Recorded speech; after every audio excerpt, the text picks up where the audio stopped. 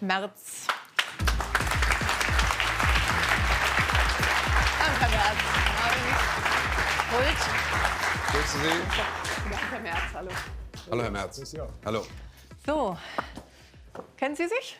Na ja, klar. Wir kennen uns. Wir haben am Montag eine Sendung. Marschflugkörper in die Ukraine seit 2 Jahren. Und zwar mit einer brutal harten Ansage der Amerikaner an Bei uns der Europäer. Münchner Sicherheitskonferenz. Bei der Münchner Sicherheitskonferenz. Ich habe erste Hinweise bekommen, wie der Vizepräsident J.D. Vance morgen sprechen wird. Es wird eine konfrontative Rede. Und ich hoffe sehr, dass der Bundeskanzler vorbereitet ist, auch abgestimmt mit den Partnern in der Europäischen Union, darauf eine europäische, nicht eine deutsche, sondern eine europäische Antwort zu geben.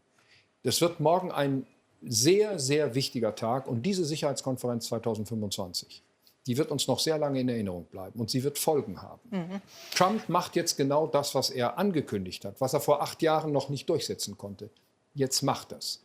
Und ich nehme mal für mich in Anspruch, ich habe schon vor einem halben Jahr gesagt, uns nicht nur in der Ukraine und nicht nur auf dem Schloss nachlesen. Es liegt wie ein offenes Buch zutage. Es liegt alles auf dem Tisch, was die russische... Deutschland hätte es in der Hand, sicherzustellen, dass die Reichweiten begrenzt bleiben. Wenn wir in 10 Jahren auf das Jahr 2025 zurückschauen und uns dann nochmal eingestehen müssen, dass wir uns geirrt haben, dann ist der Preis größer.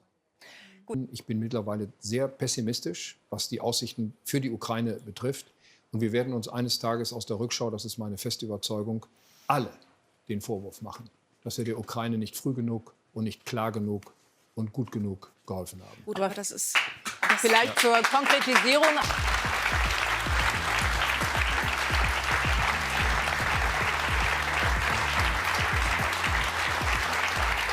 Ja, Herr Bundeskanzler, guten Abend.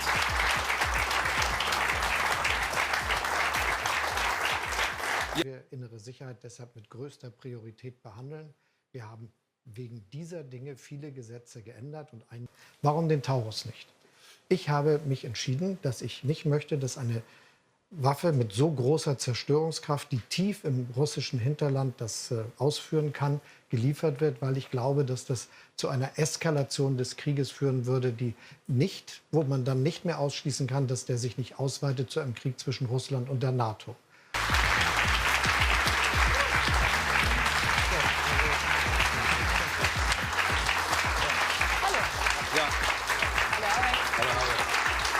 Duzen Sie sich eigentlich?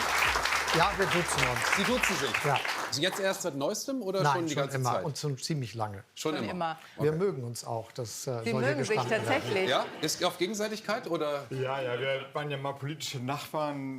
Sehr streng, rigide sozusagen. Und zwar sagen die, das ist die Schulden. Und die Commerzbank ist eine große Finanzierungsquelle für den deutschen Mittelstand, gerade für den exportorientierten deutschen Mittelstand. Also wenn eine Bank Systemrelevanz hat für die deutsche Wirtschaft, dann ist es die Commerzbank. Also es wäre super, wenn das abgewendet werden könnte und sie in deutschen Händen bleibt. Da ist sie. Hallo, Frau Weidel. Aus dem Berliner Schnee. Hallo. Grüßen Sie. Grüßen Sie. Hallo, hallo, guten Abend. Hallo, bitte schön. Hallo. So, jetzt treffen Sie sich mal. Haben Sie sich eigentlich schon öfter mal getroffen? Hallo, guten Abend. Guten Abend. Nur im Bundestag, wenn wir übereinander geredet haben. Ja. Das heißt, Sie gehen sich sonst aus dem Weg oder wie hat man sich das vorzustellen? Ja, eigentlich gar nicht. So, man begegnet sich und Geht ja, aneinander vorbei, ja. Ja. Schon eher so. Ausländischen Menschen umgehen.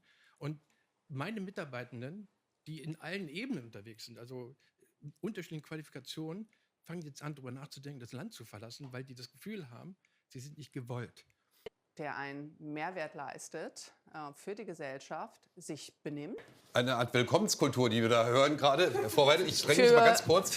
Ist klar geworden. Ist klar geworden. Willkommenskultur für qualifizierte Leute, die hier arbeiten, gehen und Steuern zahlen. Genau. Dann, Genau, aber nicht für Illegale. Nicht für Illegale. Ja. Und das würden wir noch ein bisschen vertiefen. Sie fallen permanent. Ich habe eben gesagt, dass qualifizierte Zuwanderer in den deutschen Arbeitsmarkt herzlich willkommen sind.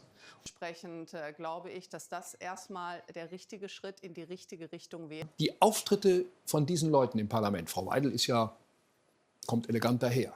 Aber schauen Sie sich mal die Auftritte von Ihrem Umfeld an, mit dem Sie da im Parlament sitzen. ernsthaft mit diesen Leuten, die sich so benehmen, die so reden, auch über das eigene Land zu reden? Nein. Also Sie sagen, entzaubern klappt nicht. Nein, ich glaube das nicht fügen. Sie sagen so in einigen Legislaturperioden. Ich habe da einen viel kürzeren Zeitraum. Wenn wir es in der nächsten Wahlperiode nicht schaffen,